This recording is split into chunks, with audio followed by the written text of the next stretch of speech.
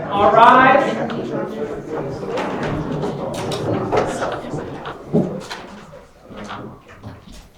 Hear ye, hear ye. The District Court of Cleveland, Ohio is open pursuant to adjournment. All having business before this honorable court, draw near, give attention, and you shall be heard. You may be seated. Thank you so much. All right. Sir, do you want to go over here with her so you're equal? That'll be fun. Good morning, everyone. I am so excited. Here for the City of Cleveland versus Michael D. Wynn. Is the prosecution present and ready for trial? Yes, Your Honor. Defense ready and present for trial? Yes, Your Honor. All right. We can begin with the introductions. The prosecutor.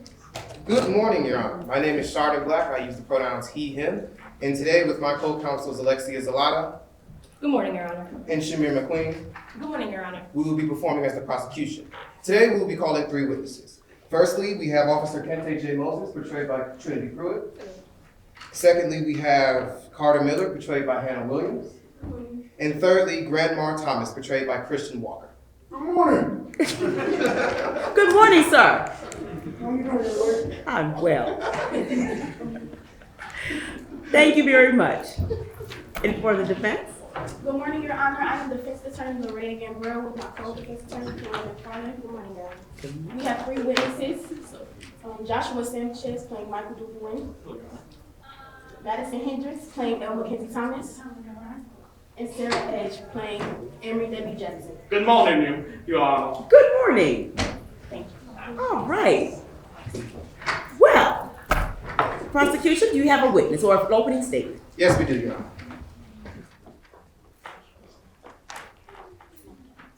Are the timekeepers able to raise their hands so that I can see them? Okay. May I proceed? You may. Ladies and gentlemen of the court, this is a case of suffering. What would you do for your child? You would live, you would provide, and you'd be willing to die for your child. But what would you be willing to endure? That is the same question proposed to the complainant, Ellie Thomas, today. You see, Ellie Thomas and Michael Dewey Wynn, high school sweethearts, have had a series of ups and downs in their relationship. Both of them were high school stars who got into their first choice colleges. But due to an unexpected pregnancy, it forced them to shun all those dreams away. They moved in with their grandmother and forced to get part-time jobs in colleges. And while Ellie recognized her sacrifices, took on her new lifestyle, her new baby, with pride and initiative, Michael became emotionally unstable, upset, angry, and violent. He blamed Ellie for what he lost and took out those frustrations on her. Their relationship devolved into frequent arguments and pent-up resentment for each other, where Dewey would slam doors, where Dewey would throw things at Ellie, and where Dewey would break things in his angry outbursts, all in front of a child. And it was only a matter of time before someone got hurt. Which is why today, the prosecution will show you, beyond a reasonable doubt, within the codified ordinances of the City of Cleveland, Ohio, laws on domestic violence, how Dewey Wynn recklessly caused physical severe harm to a family member due to his conscious negligence in solving and controlling his emotional condition. And furthermore, we will show how Dewey has trapped Ellie in a cycle of arguments and violence, which she is forcing herself to endure to preserve a 2-family household, even to the point of lying under oath, perjury, and violating court sanctions. We will be calling 3 witnesses. Grandma, who was in the household when the event transpired. She heard the glass breaking, she heard the yelling, and she heard Ellie's falling. Kente Moses, the arresting officer who was forced to restrain a violent and hostile Dewey moments after the domestic violence was committed. And Carter Miller, a licensed emergency room nurse who checked out Ellie. Her testimony will show the vicious injuries Ellie sustained and the immediate suspicion of domestic violence she had. Ladies and gentlemen of the court, this is a case of suffering. And Michael Dewey Wynn is the source of that suffering, the source of domestic violence, and the source of the horrible injuries Ellie Thomas sustained while pregnant. And he's already taken the fall for it. That is why today the prosecution is asking you to return a verdict of guilty to Michael Dewey Wynn so that suffering no longer has to be endured. Thank you. Thank you. Defense, opening statement.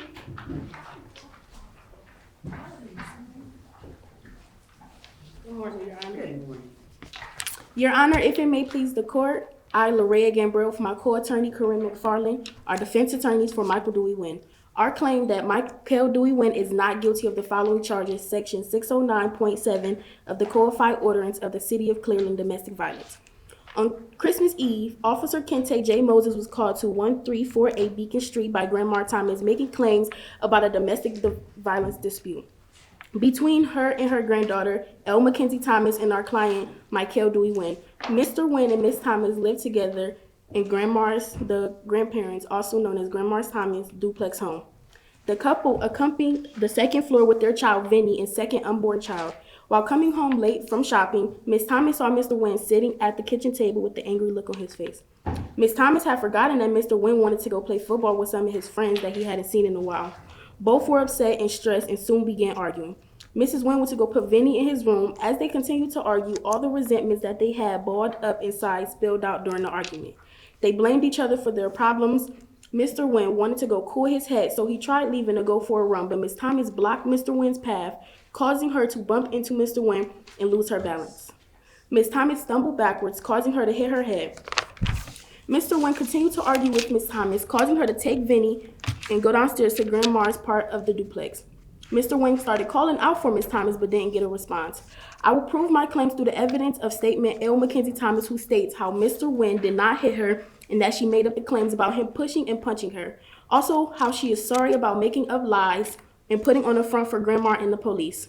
Miss Thomas says in her statement that she blocked Mr. Wynn from leaving, causing her to lose her balance and hit her head. She is sure that when all the problems are behind them, everything will be fine. Now from Emory W. Jackson. Mr. Jackson insists on how Mr. Wynn is an outstanding and hardworking student. Mr. Jackson says how Mr. Wynn was a helping person. Although aggressive on the field, he was a kind heart.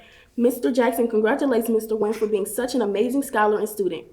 Mr. Jackson also says L was a star student. Lastly, Mr. Wynn himself will explain his side of the story and his relationship with Miss Thomas. Mr. Wynn states how leaving football and track behind to take care of his family caused him to form depression.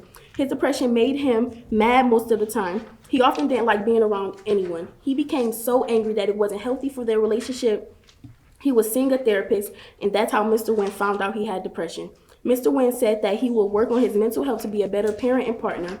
Mr. Wynn insists that he and Miss Thomas do have relationship problems just like everyone else. He said that he dealt with physical abuse himself when he was younger. Mr. Wynn also mentions how he doesn't feel understood by Miss Thomas and how important it was to go play football again.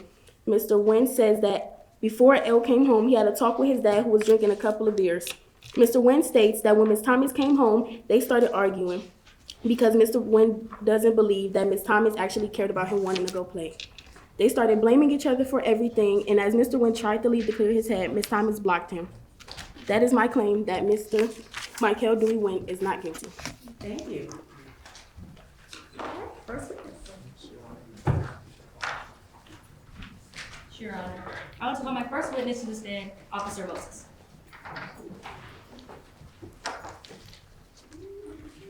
Officer.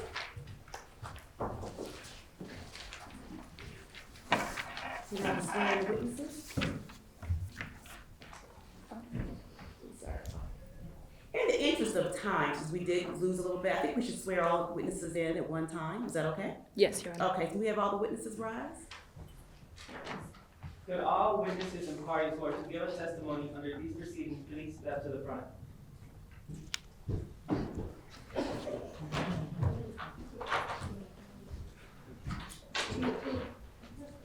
Please raise your right hand. Do you solemnly swear that the testimony you're about to give is the truth, the whole truth, and nothing but the truth, and it complies with the rules of the Ohio mock trial competition? I do. You may be seated, folks. Thank you.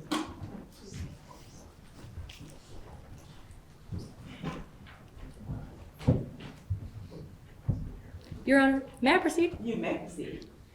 Officer Moses, please state your current occupation.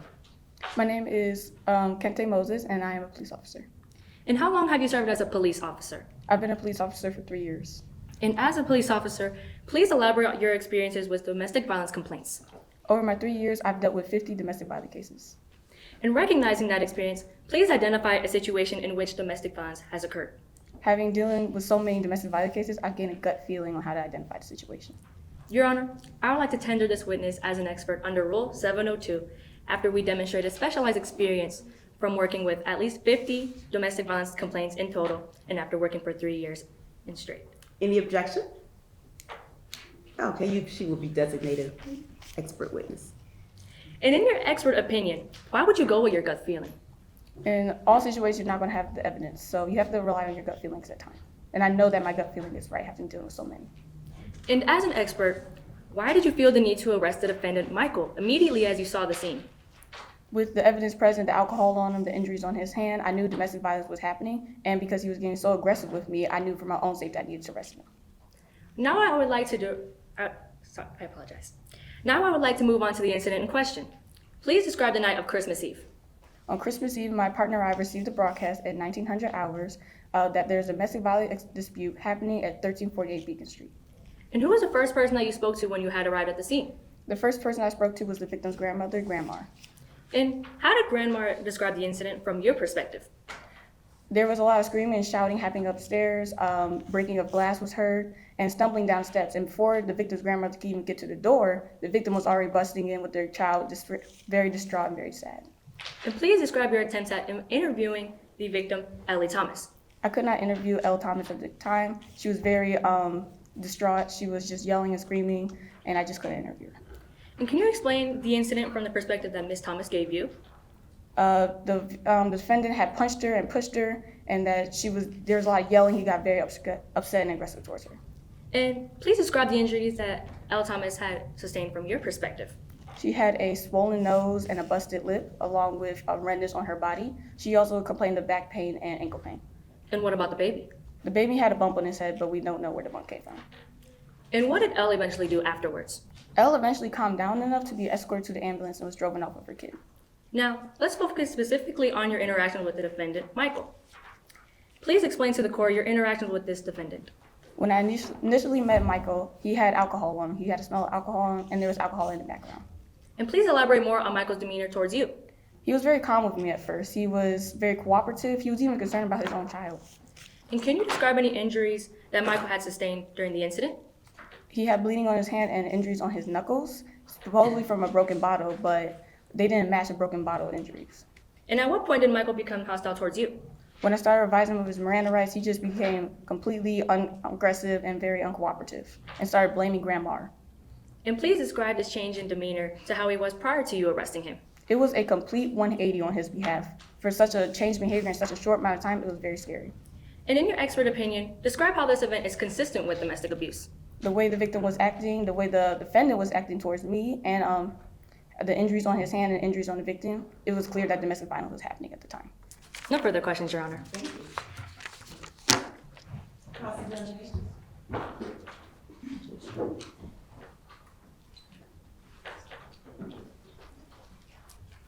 May it please the court, I'm Karen McFarland for the defense. Good morning, Officer Moses. I'll be asking you a series of yes or no questions. I would need you to only answer yes or no.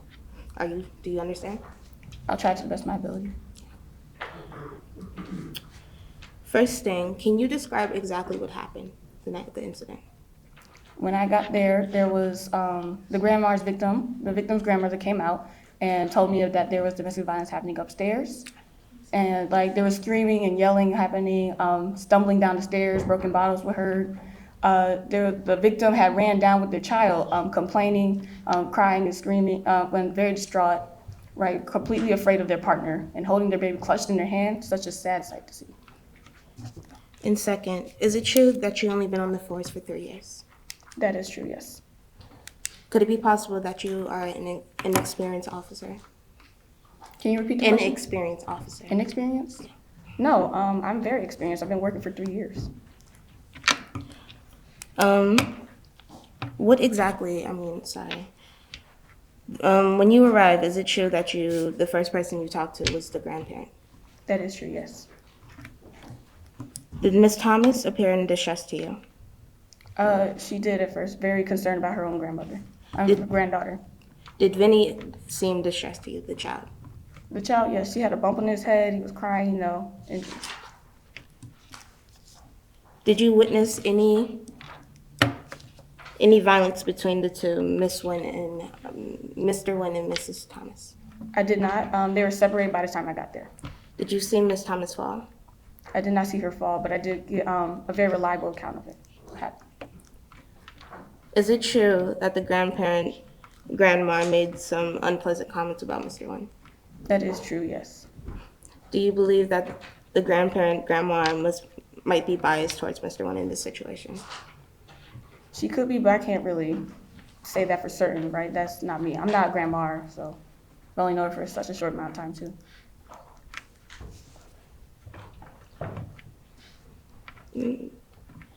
Is it true that when you got upstairs, the upstairs unit, Mr. Wynn was in distress? Yeah, he was concerned about his child, but he was still very calm and rational. But he still changed completely when I advised him of the Miranda rights, right? He was very aggressive. He was completely unconcerned about his child at that point. He was just blaming grandma, saying this is grandma's fault. So. Your Honor, I would like to enter into evidence.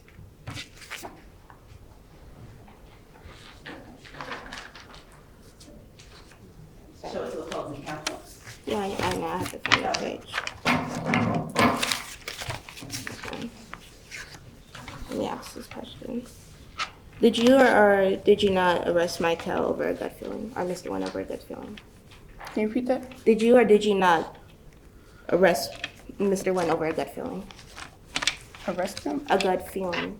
over a gut feeling? I did arrest him over a gut feeling, but there was evidence to back up that gut feeling. Okay, I would like to enter into evidence.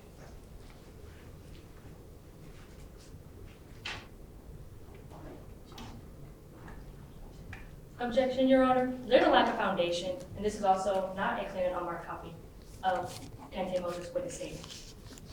Okay, what are you going to present to the witness, counsel? You want to see? No, you can tell me, is it a statement that she made? It says, after I saw this, I needed to see. Dealing with countless domestic violence incidents, I've learned to trust my gut. Okay, I'll let you show her statement, and you can ask her to read the portion that's relevant at this time. Can you read that for me? Which line? This is our sense. After I saw this, after this, I saw what I needed to see. Dealing with countless domestic violence cases, I've learned to trust my gut. I placed the suspect under arrest on offense of domestic violence. The suspect came very hostile. I stated, "It is Grandma, isn't it? Grandma is putting L up to this. Grandma would come with his game. I want a lawyer." Okay.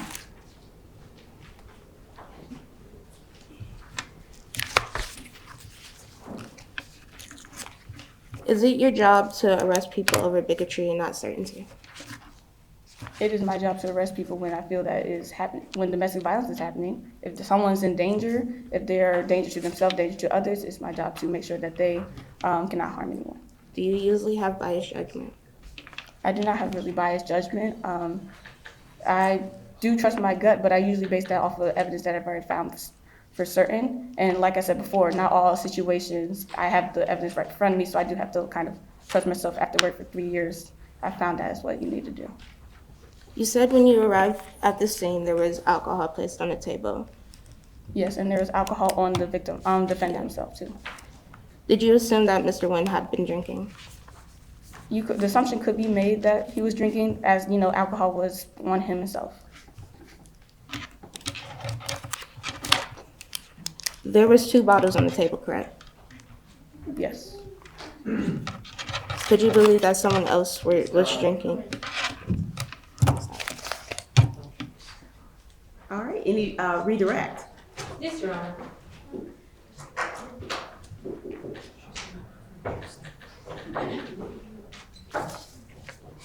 May I proceed? You may.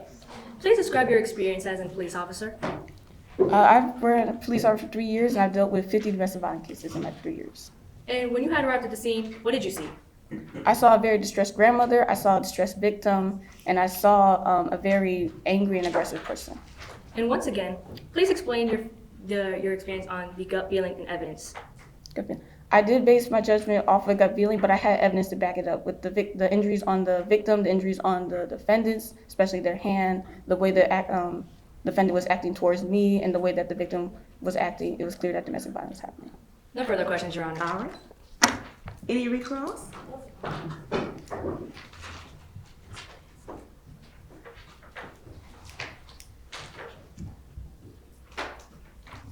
Did you or did you not listen to Mr. Nguyen's side of the story?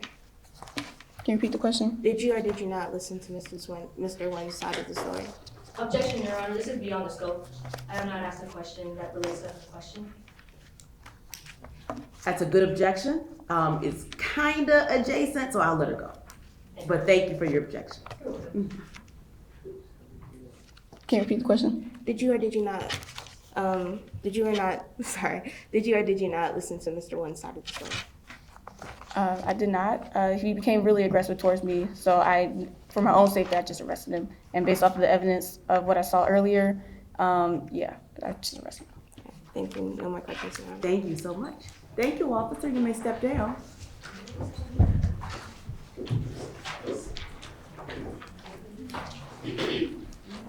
Next witness. Yes, Your Honor. At this time, the prosecution calls Mar Thomas to the stand. Can you sit down, sir? Go ahead, you got it, sir.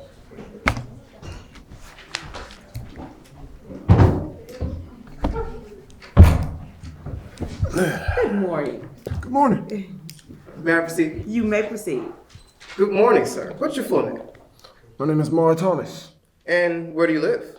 1348 Beacon Street. And could you describe your previous employment? I used to be a nurse, but I since retired and now I go around my neighborhood and churches helping around less fortunate people. All right. And what's your relationship with the complainant, Ellie Thomas? Ellie is my grandchild. And could you elaborate more on her potential prior to her pregnancy? Oh, it was so much before this pregnancy. She had a bright future. She had a full ride scholarship for both athletics and academics. And could you explain to the level to which you aid Ellie after her unexpected pregnancy? Well, after that, I allowed Ellie and her family to stay in the upstairs unit of my duplex. And despite needing the money for myself, I haven't even asked them for rent. Now, could you explain your perspective on the defendant, Michael Dewey Wynn? Michael Dewey Wynn, from my perspective, I see him as reckless and selfish. And could you elaborate more on his emotional tendencies from your perspective? It's like the longer he stays away from playing football, the more depressed and angry he becomes, and this starts causing more arguments between him and Elle. And what doesn't he realize? He doesn't understand that the decision to come back home from college was hard on both him and Ellie. Now, it seems like you've just dissed Michael Dewey Wynn a little bit, so I wanted to have the time for you to address an allegation that you're biased. How would you respond to the allegations of bias against Michael? I would say that I'm not biased, but I am rather, in fact, objective.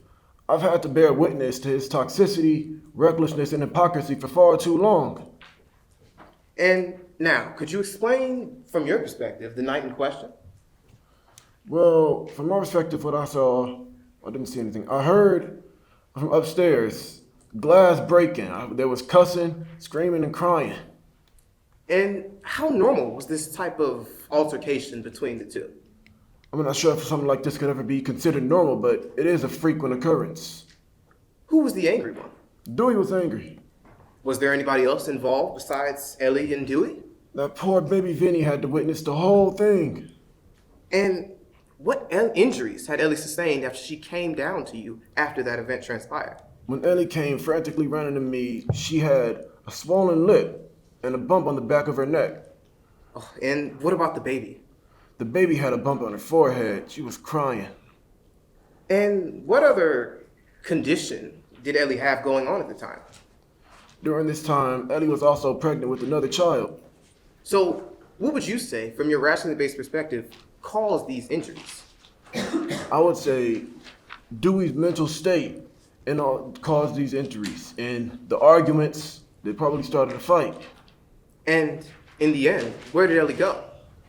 After all this transpired, I took Ellie to the hospital with Vinny. I'd like to take a second just to go back more on Michael himself. Could you describe what not playing football did to him? As I said, the longer he stays away, it seems like he just keeps becoming more angry and depressed. And how does he act with that anger? He breaks stuff, he lashes out at us. And what types of stuff does he make Ellie do? He tells Ellie to do things like cook and clean, even though he never does anything around the house for himself. And was this night in question one of those instances? It was. No further questions, Your Honor.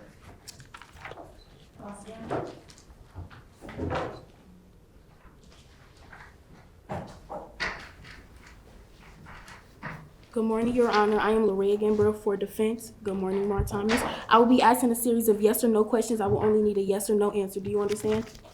I will try to do so to the best of my ability because All I would right. hate for me to say Were you something. present Oh, okay. during the time of the incident? I was present in the Yes building. or no, Mark Thomas? Yes or no? Objection, Your Honor. My witness just testified that they will try to the best of their ability to answer. Therefore, I would like for them to explain themselves. Okay, good objection. I'm going to overrule it.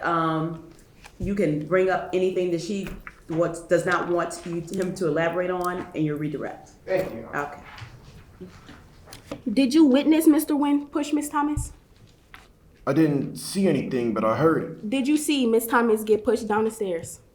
As I said, no, I didn't see anything, Did Vinny but I seem did shaken hear up by the situation?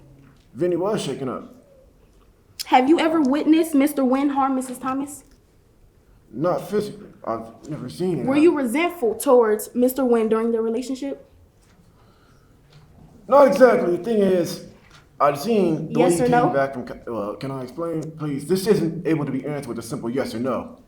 Does Mrs. Thomas have a history of lying? No, she doesn't have a history of lying. She lied before, but Is it possible that you are just biased towards Mr. Nguyen? Objection, Your Honor. Speculation. Overruled. I will ask the question again. Is it possible that you are biased towards Mr. Nguyen? no, as I said, I'm not biased. I'm objective. I've had Have you ever liked Mr. Nguyen? Objection, Your Honor. That is outside the scope of this witness's testimony. Lying to Mr. Nguyen has never been addressed in Lamar Thomas's affidavit. Oh, well, it's cross-examination, so she can explore. Did Mrs. Thomas seem like she was angry after the incident? Yes. Did you ever ask them to pay? Did you ever ask them to pay rent since you wanted them to pay it? Even though I needed it for myself, I never expressly asked him for the rent. Couldn't Miss Thomas also pay rent since she had a job? Well, sure, she could have.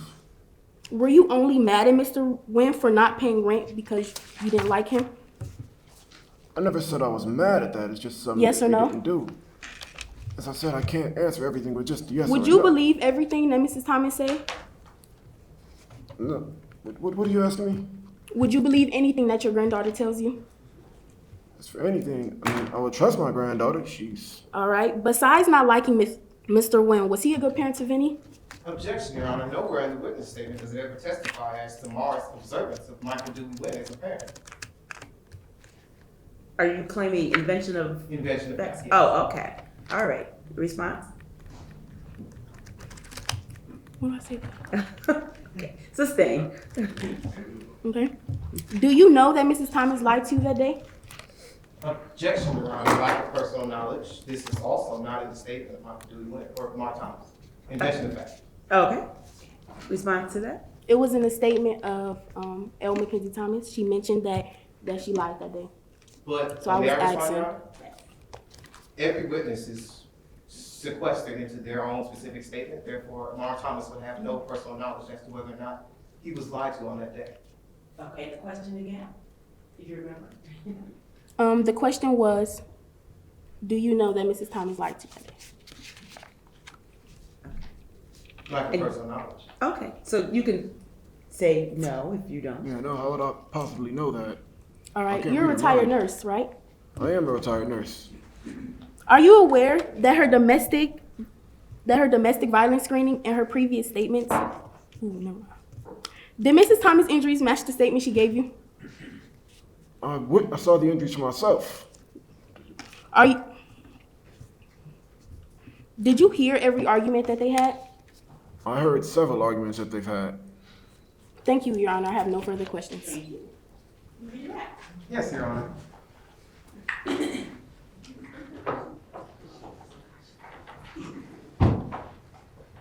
May I proceed?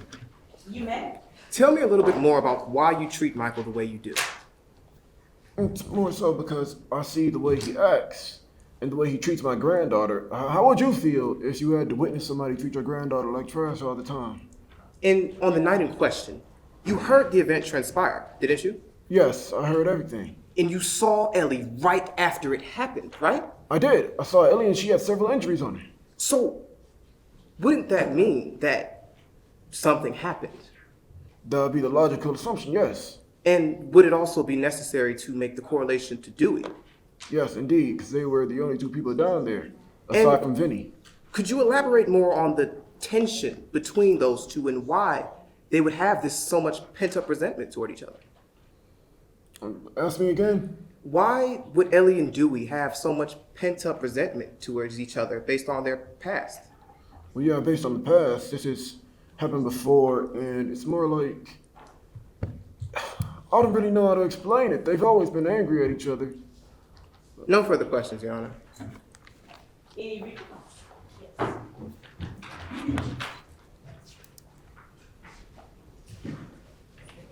So you did mention that you heard everything that happened. Yes, Did you see anything? I heard everything, and I'm intelligent. I'm an intelligent being. I know what I'm talking about. Could it be possible that Mrs. Thomas' injuries came from her falling? Objection, Your Honor. Speculation. Well, yeah, how would I know that? It could, I suppose, but it wouldn't really make sense. All right, thank you, Your Honor. I have no further questions. Thank you, sir. Oh, I gotta get a game.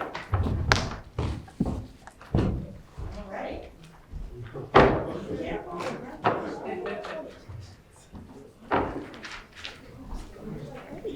Any other witnesses for the city?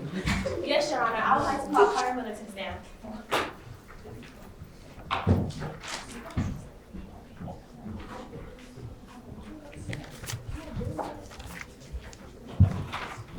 May I proceed? You may.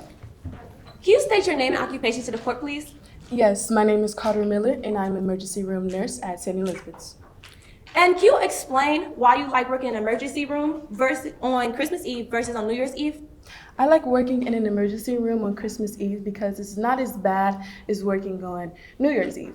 Christmas Eve is kind of sad sometimes, but versus New Year's Eve, it's very hectic. New Year's Eve it has a lot of people in the waiting room, and basically it's like a drunk tank. And going to your education, where are you a nursing graduate from? I'm a nursing graduate from Case Easter Reservoir University. And after graduating, what did you do with your skill and your practice? I became an emergency room nurse at Riverview for 5 years, and then after that, where I am now, I am an emergency room nurse at St. Elizabeth's, where I've been for 7 years. Your Honor, I would like to tender this expert I would like to tender this witness as an expert in nursing based off of 12 years of experience. Okay, is there an objection to her being considered an expert? All right. Moving on to your evening shift at St. Elizabeth's on Christmas Eve. Who came into your emergency room? Elle and her child, Benny. And normally these days are kind of blurry. Explain how you vividly remember this day. I vividly remember this day because it was Christmas Eve, 24th of course, and I remember having 124 intakes that day, which Elle was one of them. And I remember that exact number because Kobe Bryant is my favorite basketball player, and his jersey number was 24. Objection, Your Honor. Irrelevance. Overruled. Moving on, and after examining Elle and your expert opinion, what do you think led her to these injuries? I think what led her to these injuries was domestic violence, in my opinion. And as a tender expert, what statements do you have access to? I have access to all of these statements. Your Honor, I would like to present what has previously been marked a statement of E. Mackenzie Thomas on December 24, 2022. Okay, you show it to closing counsel. Let the record reflect I'm showing the closing counsel opinion on my copy of the statement. So reflect. May I approach the witness? You may.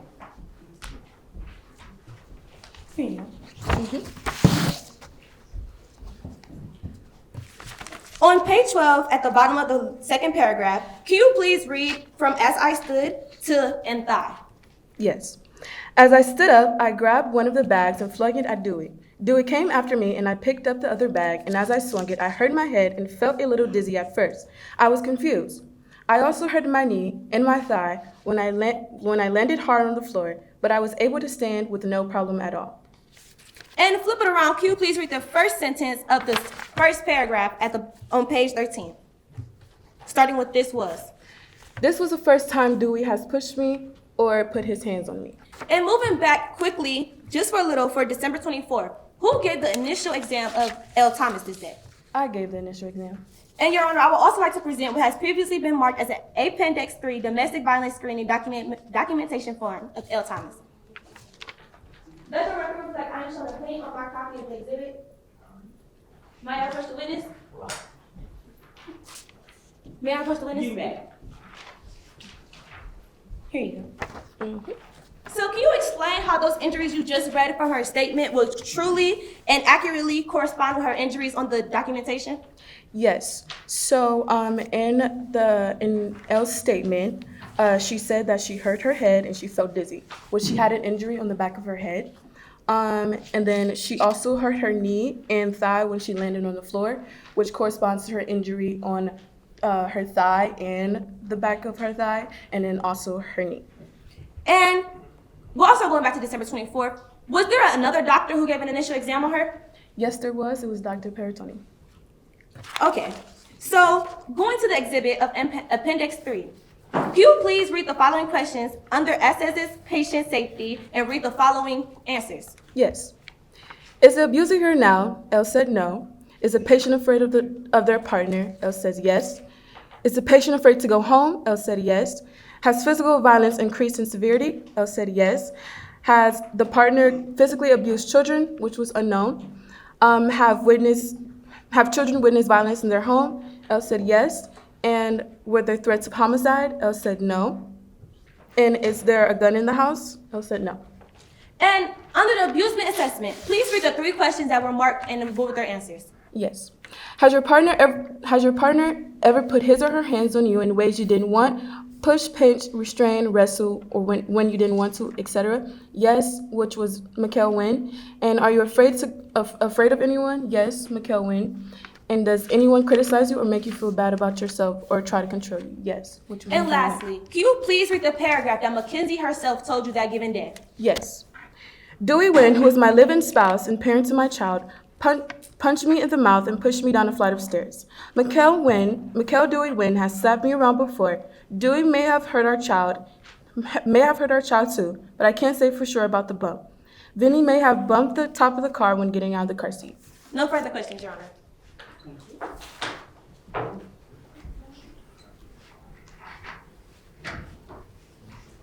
May I please the court? I am Lorraine Gambrell for defense. Good morning, Nurse Carter Miller. I will be asking a series of yes or no questions. I will only need yes or no answers. I will try my best. The story that Mrs. Thomas told you, did her injuries reflect that? Yes, it did. Is it true that in the domestic violence screening, it says that domestic violence was suspected rather than proven? Yes, but in my expert opinion. Did you say that Can night I finish was a the blur? question, please? Yes or no questions only. I said I would try my best, but can I finish my answer? Did you say that night was a blur?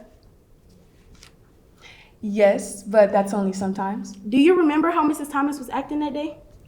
Yes, she acted rather Is trustworthy. it true that you did 124 intakes that day? Yes, I did. Could there be a possibility that you don't remember everything that happened? In my expert opinion and me working the When amount you of years, examined can I Mrs. please Thomas, answer the was her question? ankle injured in any way? Can I answer the question? Thank you. Yes or no? In my expert opinion and an experience that I've worked over the years, yes, I can remember mostly everything. All right. When you examined Mrs. Thomas, was her ankle injured in any way? Not that I know of, no. Was Mrs. Thomas in distress when she arrived? Not Yes or no? really, but Did the baby have any injuries? I can't say for sure because I didn't examine the baby. I advised Elle to see Dr. Peritoni for prenatal care. All right. Is it true that in such a serious situations, no photos were taken of Mrs. Thomas' injuries? No.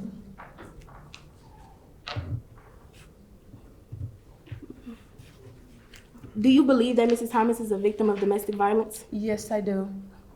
Was the baby examined for the bump on his head? Yes, he was. Thank you, Your Honor. I have no further questions.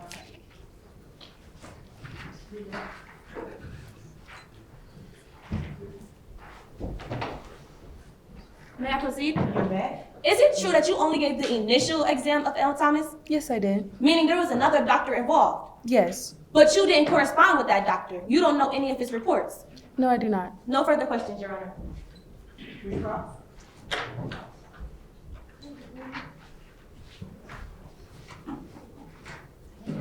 Did Mrs. Thomas go see the doctor because of her pregnancy? She went to go see the doctor because she was injured in multiple places because of domestic violence. All right, no further questions, Your Honor. Thank you so much.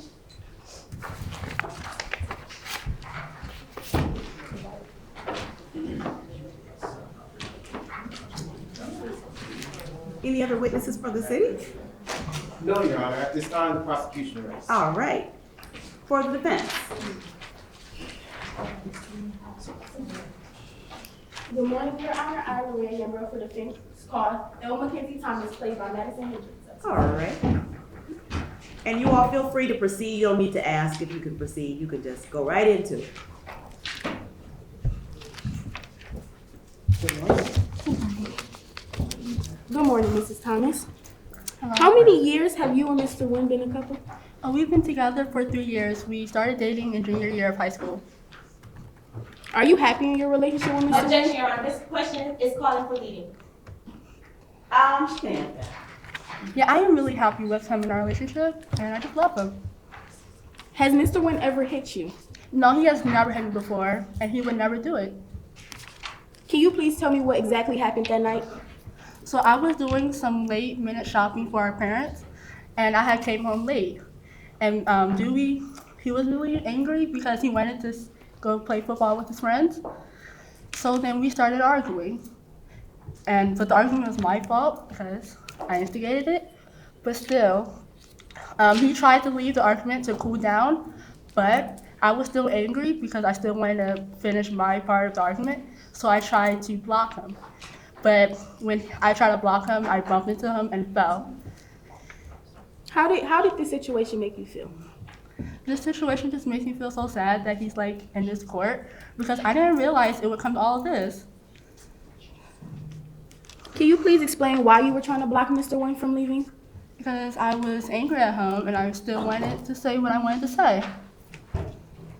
Are you aware that in your medical statement you said that you were punched in the face and pushed down the stairs by Mr. Wynn? Yeah, but I had lied in that statement because I was just really angry and I wanted him to get kicked out.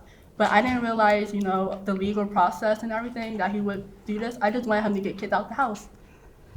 Okay. So your second statement is the truth about that day? Yeah, it is the truth because I realized that I love him and I just felt really bad that I lied. And we have worked out through those issues. What made you decide to tell the truth? I just realized that he would go to court and face he could face time in jail, and I didn't realize it would come to all this. What was it was just all my fault though, the argument and everything. What was the cause of any bump on his head? Oh, he bumped his head when I took him out the car. Can you confirm that Mr. Wynn has been attending therapy for his depression? Yeah, he has been attending therapy, and we attended couples therapy together too. Have you and Mr. Wynn improved your relationship? Yeah, we have. He's getting help that he needs, and just really loving and caring father and boyfriend. Have you ever seen Mr. Wynn drink alcohol before? No, he has never drank any alcohol because he is in athletics. Are you aware you said all the problems that started between you, Mrs. Thomas, and Mr. Wynn was because of you? Yeah, I Objection, Your Honor, this is a leading question. I get what you're saying. I'm gonna let it slide this time. Yeah, I instigated a lot of fights and arguments, and it was just all my fault. Was Mr. Wynn aware of the second child? Yeah, he was aware. What made y'all want to have a second child together? Because I wanted to expand the family. We just love each other really much. Thank you, Your Honor. I have no further questions. All right. Yes, Your Honor.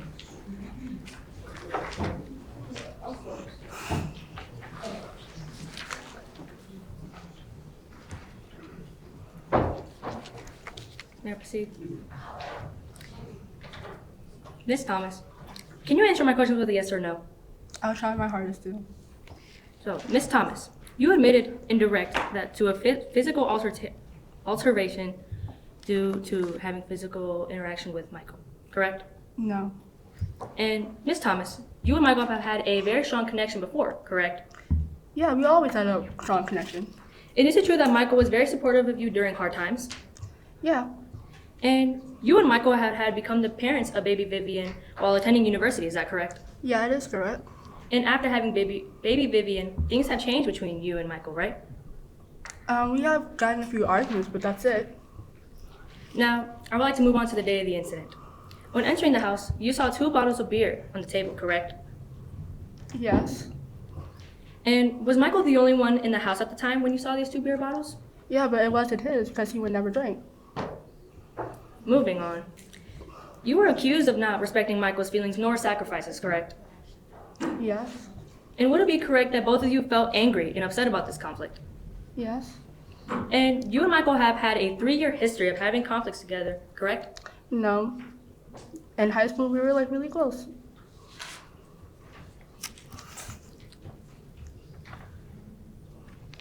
And were a few of these conflicts instigated by you? Most of them were, yes. And would you agree that conflicts coming up in your relationship is a pattern? Can you repeat the question? Would you agree that conflicts coming up in your relationship is a pattern? Well, all couples have arguments. And even when you try to make things right, he would just keep getting angry towards you, correct? I was also getting angry at home too. And has Michael ever thrown things or even slammed doors? No. And he's never slammed doors before? Wait, yes. And has he also broken lamps and dishes before? Yes. And you've spoken a little bit about what you have observed at the scene and the actions of Michael in your relationship. Now let's talk exactly what happened that day. And after you tried to walk away from this heated argument, you both became physical and Michael pushed you, correct? No, he did not push me. I tripped. That's what happened. I bumped into him and tripped. And you swore to tell the truth today, Ms. Thomas, correct? Yes, I am telling the truth. And, Your Honor, I would like to present what has been previously marked as Ellie Thomas's witness statement. Let the records reflect I showing again on our copy of Ms. Thomas's witness statement for Christmas Eve. Is that reflected?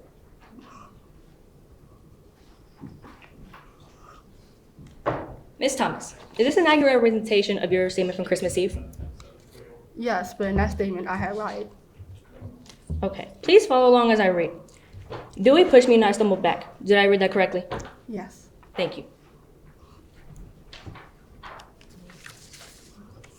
And from your statement from Christmas Eve, you stated that Michael pushed you, correct?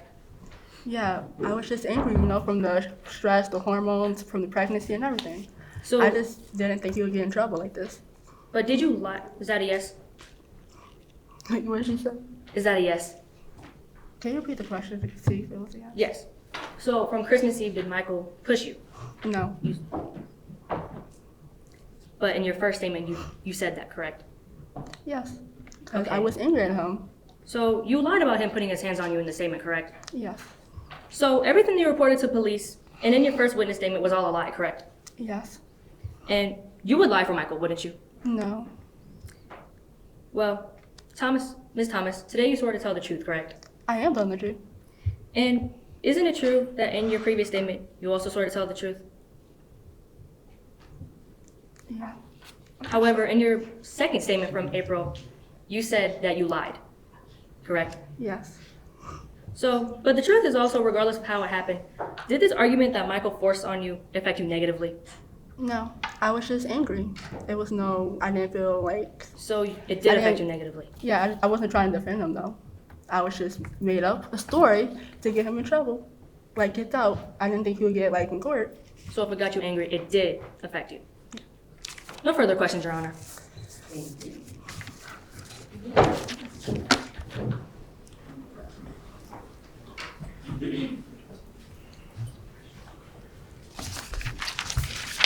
You did say that your second statement was the truth. Yes. You mentioned how angry you were that day, so that's why you told to tell the lies in your first statement. Yeah, it was all lies, but then I regretted it. I decided to tell the truth in my statement. Can you explain why the protection order was violated? Oh. Wait, no, wrong. And you did say, and I quote, everything was your fault. Yeah, it was all my fault. All the fights, arguments, like everything. I just instigated everything, and I was the one who started it all. All right, thank you, Your Honor. Your question.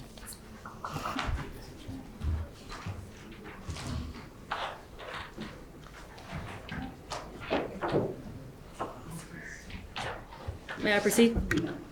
So, in your redirect, you mentioned that everything was your fault. Yes. So, despite this, you lie in your second statement? And you said that, I apologize. So in your second statement, you did say that you lied in your first, correct? Yes. And you did admit to a physical alteration occurring between you and Michael, correct? No. No? I just bumped into him. That's not physical, really. So bumping into Michael is not a physical alteration? No further questions, Your Honor. Thank you very much. You may step down. Oh, I didn't hear you.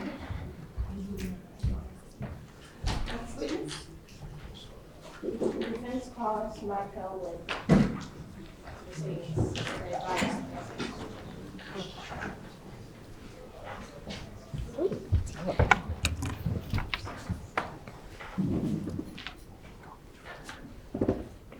Mr. Wen, did you hit Miss Thomas? No. Can you tell me how long and you and Miss Thomas been together? We've been together since junior year of high school, so about 3 years now. And you and Miss Thomas are still attending college, correct? Yeah, of course. We both go to college and we both work part-time, try and get through everything. Could the argument occurred from all the built-up stress from juggling college and parenthood? Yeah, of course. Parenthood by itself must be really difficult, as everyone with like a parent should know. And then, of course, college is also very difficult. And we also feel really bad about Grandma Thomas. Were you aware that Miss Thomas or Mr. Grandma called the police? I wasn't aware until they were already at my door. How's your relationship with Grandma? Grandma Thomas, I feel like she is a kind soul, a good person that wants the best for Grandma, but she never really gave me a 100% fair chance of actually liking me. She's never been one to like me. He's never been one. Did Grandma ever disrespect you? No, I wouldn't say she ever disrespected me, just some mean comments here and there. And how would you say your relationship is with Mrs. Thomas? Ellie Mackenzie Thomas. Our relationship's one of the best I think I've ever seen. We've always been really close and really happy throughout basically almost all 3 years of our relationship. Would you say you love Miss Thomas? Of course I love her. Would you ever do anything to hurt or harm Miss Thomas? No, I actually made a promise to myself a couple years back that when I was younger, right, I had an abusive father who always hit and did a lot of things to my mother. And I've always sworn that I would never do that to Nora Binney or Ellie Mackenzie Thomas. Do you feel that Grandma affected your relationship with Miss Thomas? Yeah, of course, like she helps us out so much and Ellie trusts her so much. So there's gotta be some sort of bias there. You mentioned in your statement that you had been recently diagnosed with depression, right? Yeah, I went to a therapist and they diagnosed me with depression. Since I've started playing football, I lost my outlet to lose everything I've been building up for so long. Have you been seeking help for that depression? Yeah, I've been going to a therapist for a couple months now. You also mentioned in your statement that you and Ellie have been attending couples therapy, right? Yeah, of course. Something that goes to court like this, even if whatever stands off isn't true, should still be talked through to make sure everyone's okay. So you would say that you and Ellie have been working on your relationship? We're working as hard as we possibly can. Can you tell me exactly how Miss Thomas had fought and had fell into the situation and the incident? Yeah, after the argument started, me and her were kind of just arguing like normal. She put Vinny down the crib, and then she ended up bumping into me while I was trying to leave. I didn't want to be a part of the argument anymore because it makes me really nervous. So I wanted to go cool off, and then she ended up bumping into me, tripping over some bags and falling on her head.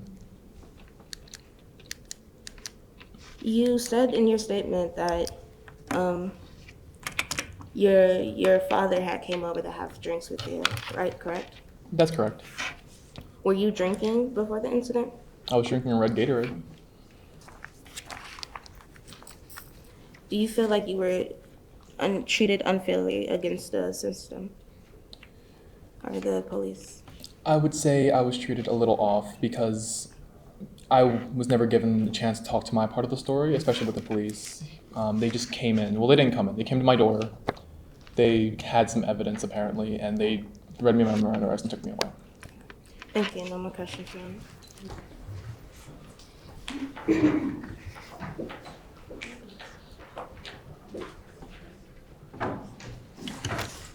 May I proceed?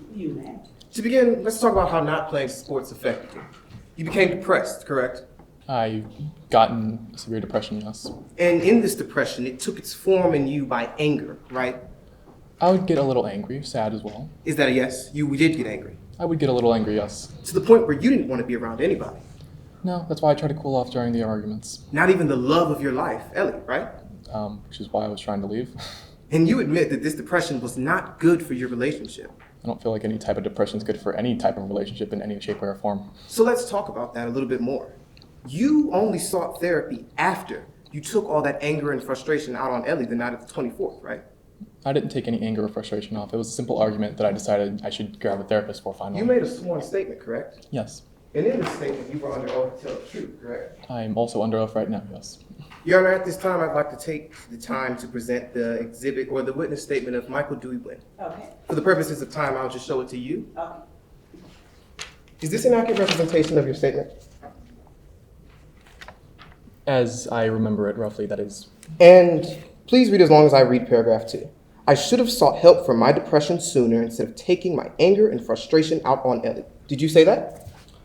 I had it in a written statement, yes. So that's a yes, you did say. Sure. Okay. And you only sought therapy after the night of the 24th, right? Yes, I sought out therapy after. And so let's talk about that night in question. First off, you didn't go to help Ellie shopping, right? No, she went by herself with Vinny.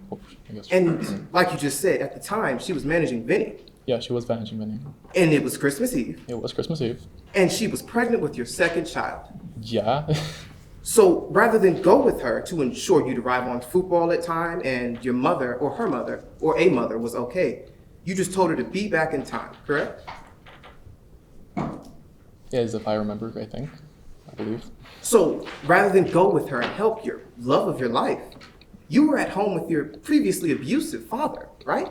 Yeah, he came over to talk about some good times. And alcohol was involved, correct? Yes, my father did drink a lot of alcohol. And when Ellie came home, it seemed to you that she didn't care what you had going on, right? She was exceptionally late to what I wanted to do for such a long time. And you were upset because of this, weren't you? I was upset, yes. And though she tried to avoid an argument by apologizing and de-escalate the situation, you didn't want to hear it, right? She did not try to escalate the situation. I made a complaint and she made an outburst on that complaint. She didn't try to apologize to you? I don't believe so.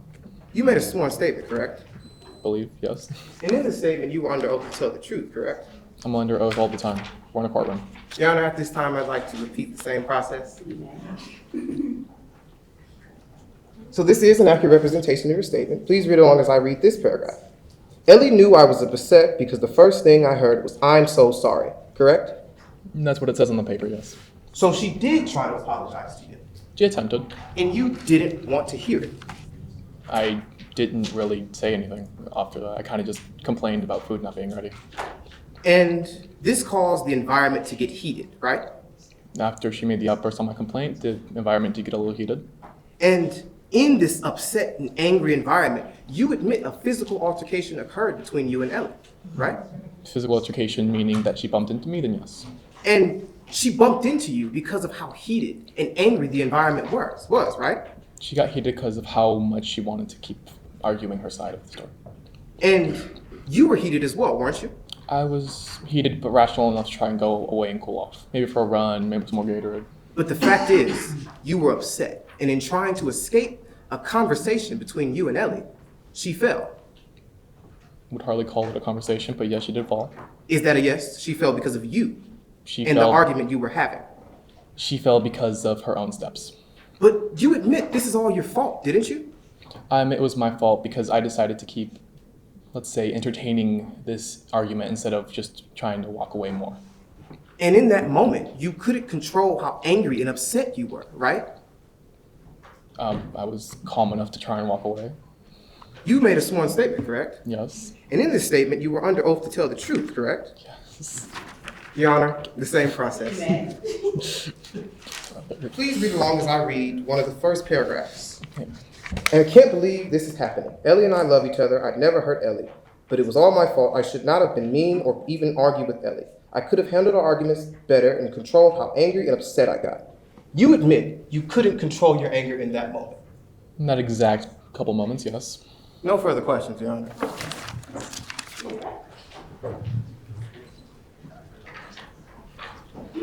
May I ask the witness to read from the statement? Yes. Yeah, can you read this? Like the underline part? Yeah. I did not know it was depression until I went to a therapist. So you can confirm that you did not know of your anger outbursts until you went, or not anger, sad and anger outbursts until you went to a therapist, right? Yeah, I didn't know I had depression until I got diagnosed. No more further questions.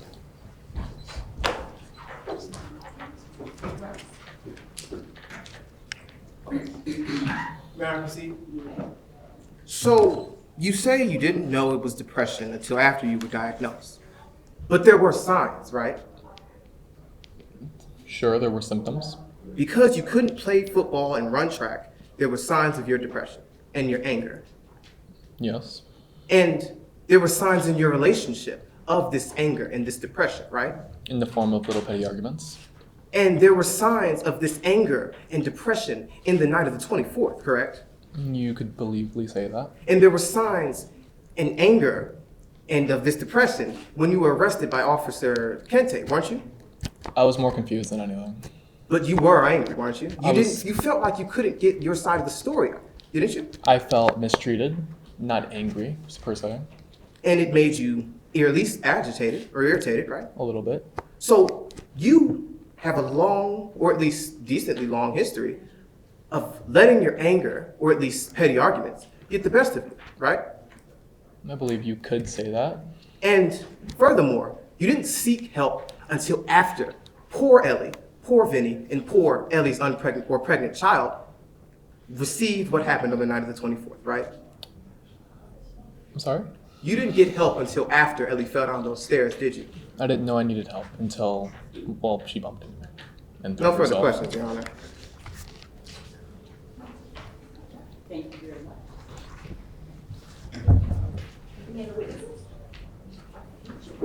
Defense calls Coach Emily Jackson. Yep. Played by Sarah Edge.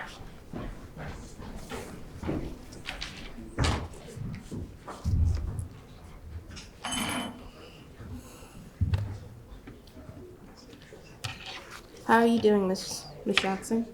Stressed about this whole situation. May I ask you how long you've been a coach? I've been the coach for 23 wheels. And how long have you known Mr. Wynn? I've known him since freshman wheel. Amazing student. And did you also know Miss Thomas? Yes.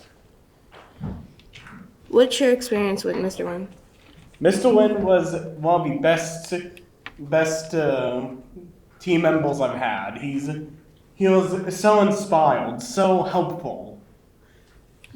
In every way, he was a A-grade track team member. I regret nothing about. And how did Mr. Wynn treat his team members? He treated them with respect. He had a competitive drive, which sometimes sounded aggressive, but in no way was he disrespectful, physical, or rude to anyone.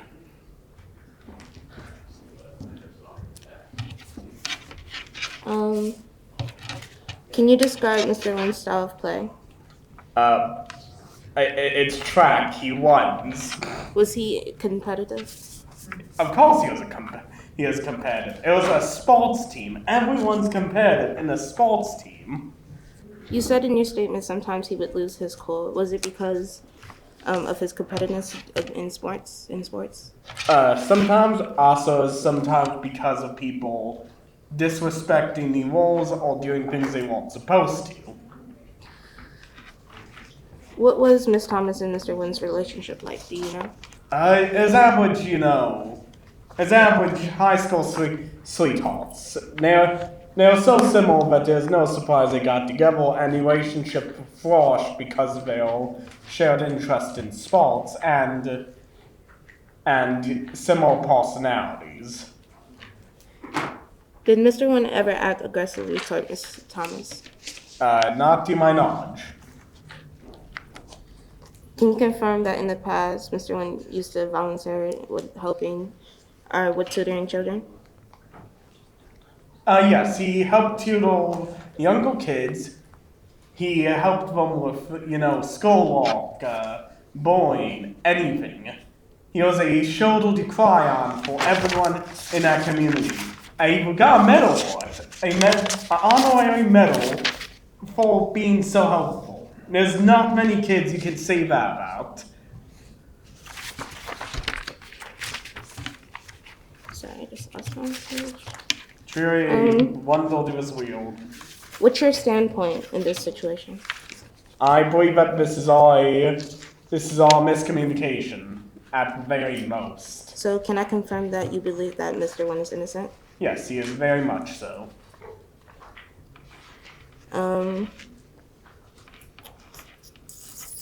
No further questions. Thank you. Yes, ma'am.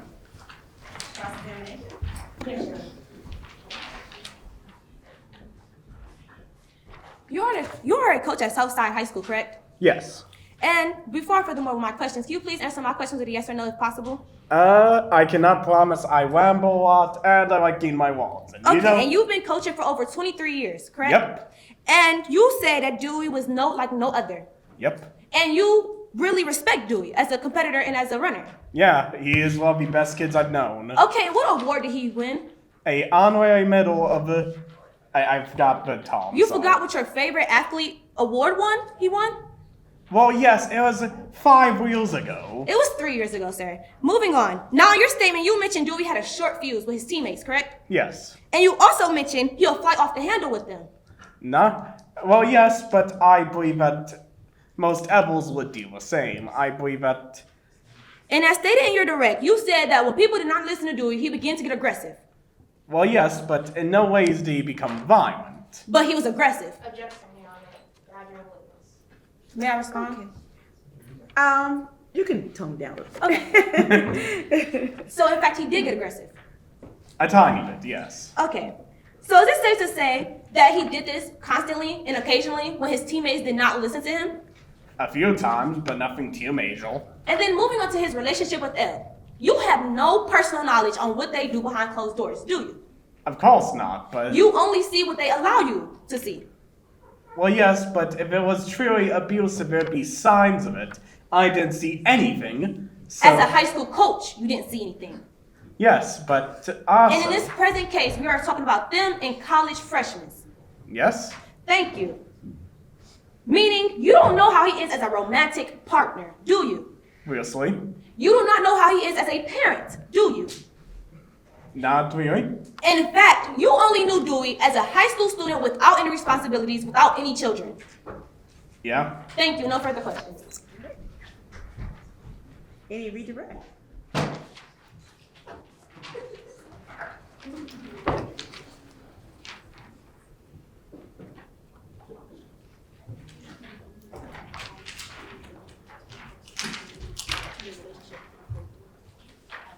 Can you confirm that you were only a high school coach? Yes. So you would not be like a star witness for what's going on in the relationship, right? I would say not, but I have personal knowledge that I believe that someone like Grandma would not. But you know Mr. Nguyen his whole entire high school life, right? Yes. So you, based on what you've seen, you would say he's a good student? Of And course, good I person? believe that not much could change in 1 or 2 wheels of college. Alright, no more questions. Your Honor.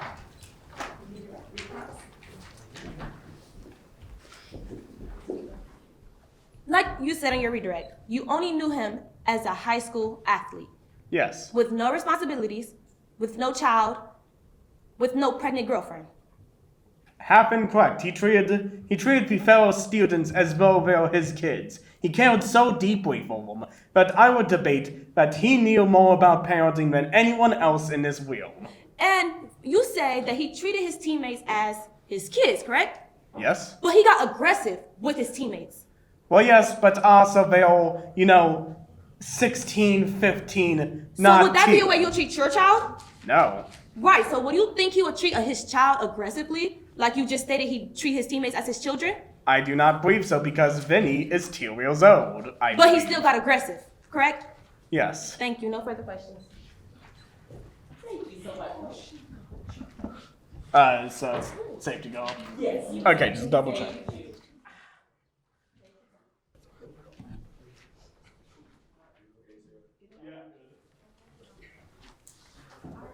Closing.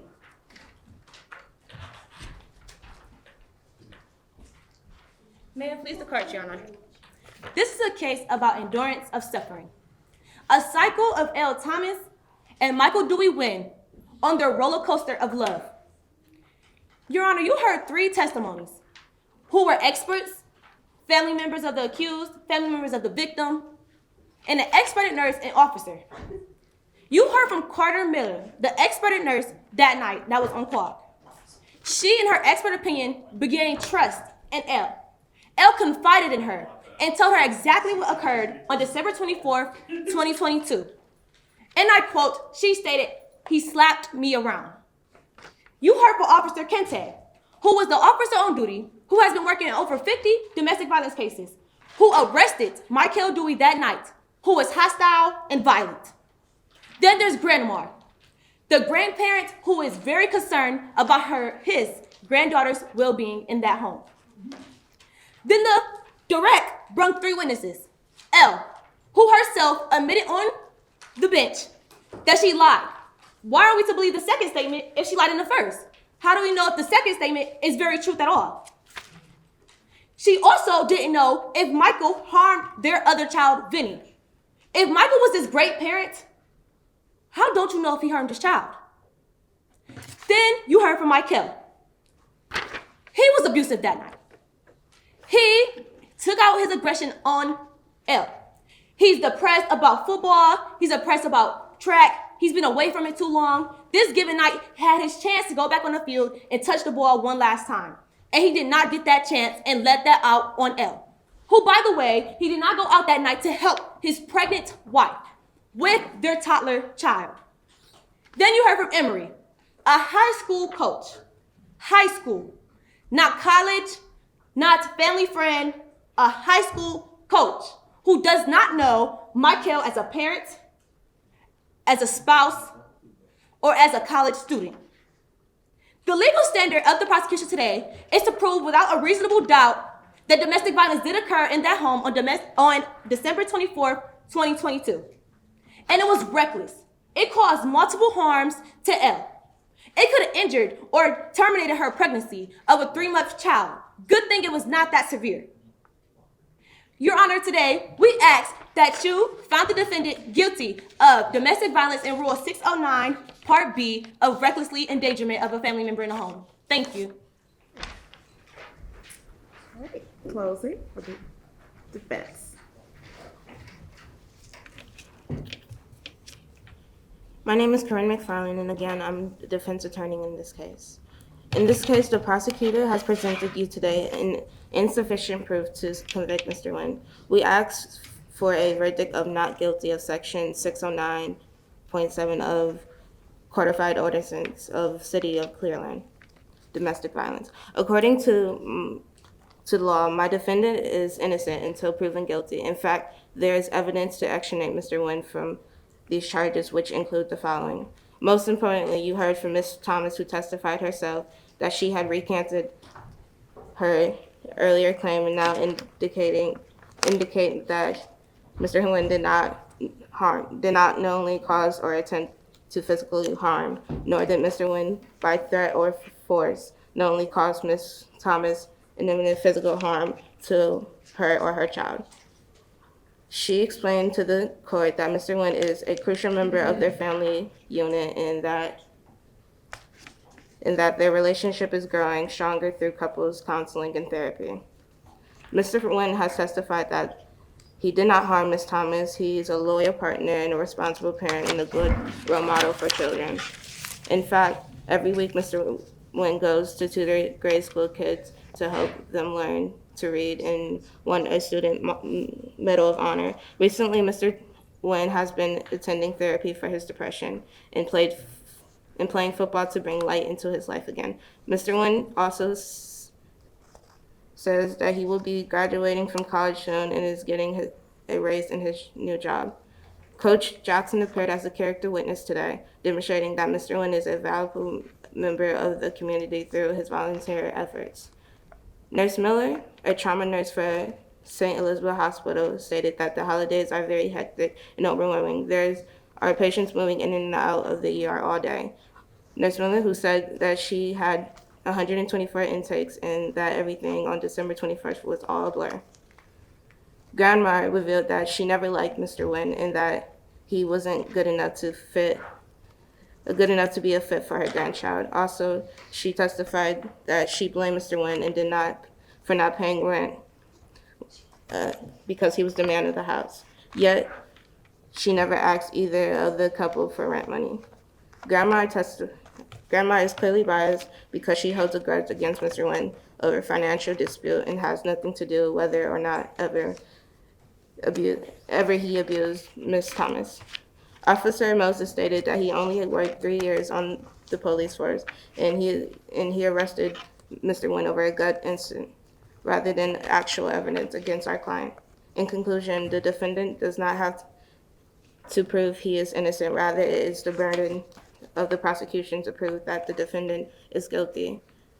They have not met that burden, and the prosecutor, who has all resources to investigate this case, it is not defendant's job to go out and investigate the matter. We ask you to only render the verdict that is fair, not guilty. Thank you. All right, give yourselves a hand. Yeah. Oh, I'm sorry. You have a rebuttal? Okay, I'm sorry. Premature. Your rebuttal, please.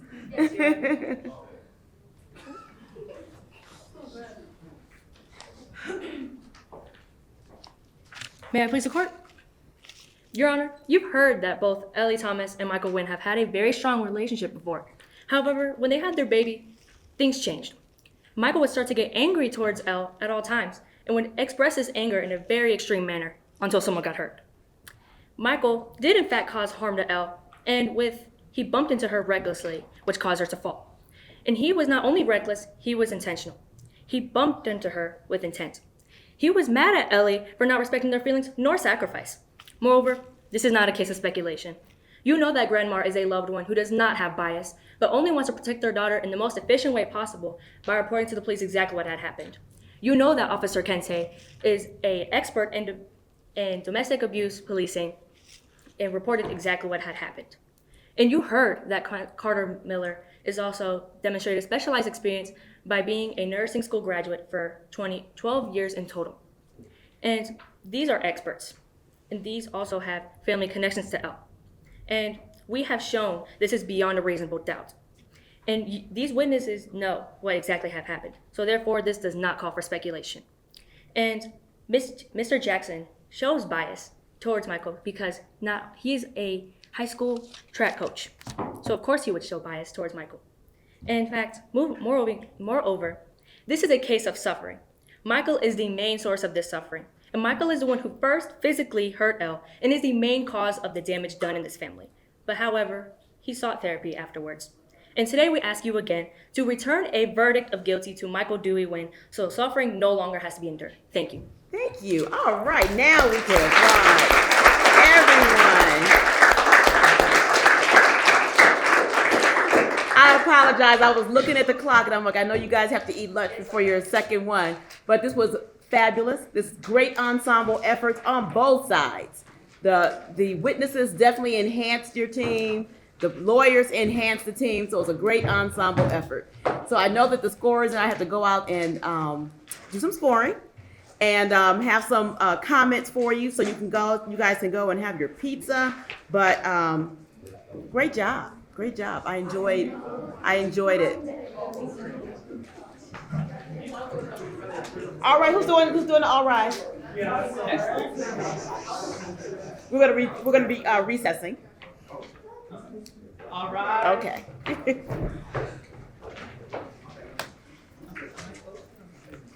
This is just a recess. The court has been adjourned. Recess. We're gonna ride back real quick. All right. All right. Court is now back in session. Thank you. All right. As I stated earlier, it was a very, very good contest. And I don't know about you all, but I play tennis. You know, not that great. But it is not fun to play tennis with somebody who can't hit the ball back. You know? And so in this case, you guys were going back and forth. You all had some good things. And, you know, that's what makes it fun, right? When you have a team that can match you in intensity and knowledge and preparedness and all that. That's good stuff. So, we don't have a whole lot of time because I had a whole lot of comments, but I can't make them because I know you all have to eat and you got to prepare. I don't know about I get how you all say answer yes or no only. I don't know. I don't know if that's a good strategy or not. Sometimes it's better to just let them answer and then you're able to respond in a way that can be beneficial to you and your team. So I get why some people say just yes or no, but sometimes the other team, they'll just say, well, what were you going to say? And so it's going to come out anyway. So, you know, I can't kind of be sparing about, you know, just answer yes or no, unless it's something like, did you hit her or not? You know, that's a yes or no. Did you hit her?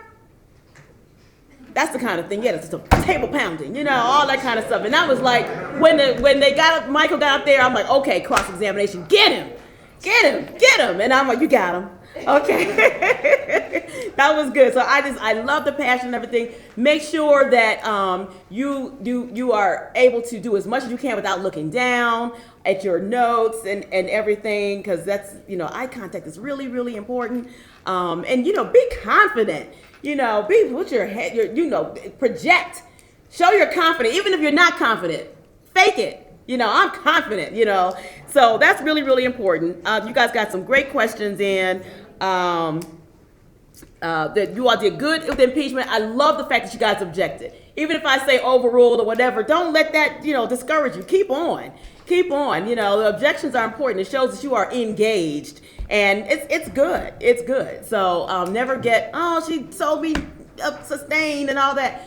Don't even think about it. Continue to do it, because that brings a lot of interest and drama. And sometimes, you know, they're like, oh, they're scoring too many points. Let me, you know, get in there and just say objection just to be saying it. So, but it was really good. I really enjoyed the fact that you guys were prepared. Your witnesses were phenomenal on both sides, and it was great. Now, do the scorers want to add anything to that before they announce the winners? I think the judge covered a lot of what we were going to say. The only thing I would say is you're in a criminal trial, so make sure you understand what the burden is, and it's not beyond a doubt, or it's beyond a reasonable doubt. Okay, so make sure you have the correct terminology. There were a couple times that people had some word choices that were interesting. Just be mindful of what you're saying, because you are the professionals in the room, and so when you're asking a witness a question, I think somebody used the word dis or referred to the witness chair as the bench. So just think about the words that you're using to kind of crisp it up. I mean, you guys did an amazing job. There's a lot of material to learn, and I see lawyers every day, and you know, some of your examinations were better than some of theirs, so I'll just be honest about that. I think you did a great job. If you have any other questions, you can stay later and ask us, but I want to just put that in there for you. Yes. I think the one thing I want to say that hasn't been covered, when you are presenting a case, You know that case better than we do. We're just here listening to it. So, like the judge said, make sure you're confident in it because that is your case. I understand that when you're up at the witness stand or on the, or at the podium or on the witness stand, you may be pressed to get through the list of things you want to get through given the time constraints. But see what I did there? You guys need to pause a second. You need to let things sink in. You're running through things so quickly that sometimes it's hard for us who we don't know your facts. It's hard for us to catch up. Sometimes it's more meaningful to get your points out as opposed to getting everything out and open and close. So pick what you want, have that meaningful pause, slow down, be confident because this is your case, you guys know it, and overall you have to give yourself a pat on the back because it is hard to get up in front of people, speak, and try to convince them of your position. So be proud of yourself, it's a great accomplishment. I'm sorry, the theme, the suffering theme, I love it. I think it's good to have a theme and make sure that everybody is a continuity throughout, which you all did, you had a good job. And the last thing I'll say on that is when you are speaking in the courtroom, your inflection matters. So if you're always coming at it at a 10, you've lost us because now we don't know what's important to you or what's important in the case. So it's important to speak a certain way, and then when you get ramped up, you can get ramped up and people pay attention. So keep that in mind, the way you're in your delivery, you can change it up to make it more meaningful. So we're going to present both awards now. We have the award for outstanding attorney and the award for outstanding witness, and it was quite tough. But overall, there were some things that when I present the outstanding attorney award, one of the things that stuck out that made this person stick out from everyone else is when you're doing a cross-examination like the judge says, that witness is not going to answer yes or no. It's like telling a fly to sit while I get the fly swatter. They're not going to sit there. They're going to run all over, and they're going to run all over you. You don't need to ask the witness questions on cross. You basically, that's your time to shine and tell your story. And so we're going to give the award to Chardon, who conducted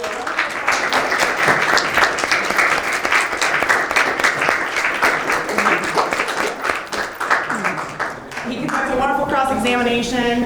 He had his points, he made his points, he knew the record, he was able to impeach the witness, and so overall, nice job. Thank you. Every professional. Thank you. As everyone is. And I had the outstanding witness. I think all of the witnesses were great. You learned all of the material. I could tell. I've been judging these competitions for a long time. Some of you had props. Some of you had ways of being, the victim who would smile at the judge, or the defendant who was just calm. He was a likable guy. I was like, I would like him. But for the outstanding witness, we did go with Grandpa.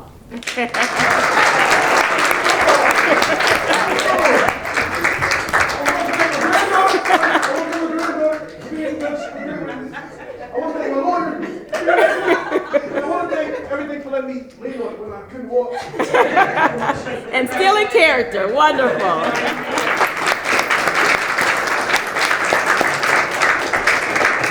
So again, these were tough decisions. You guys both did well. We love it.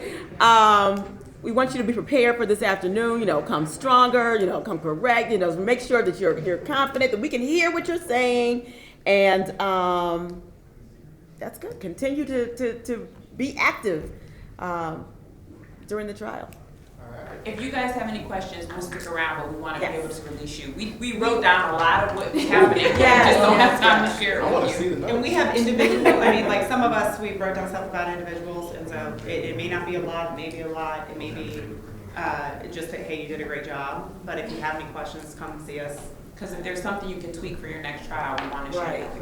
Right. Good luck. Go forth. Thank you.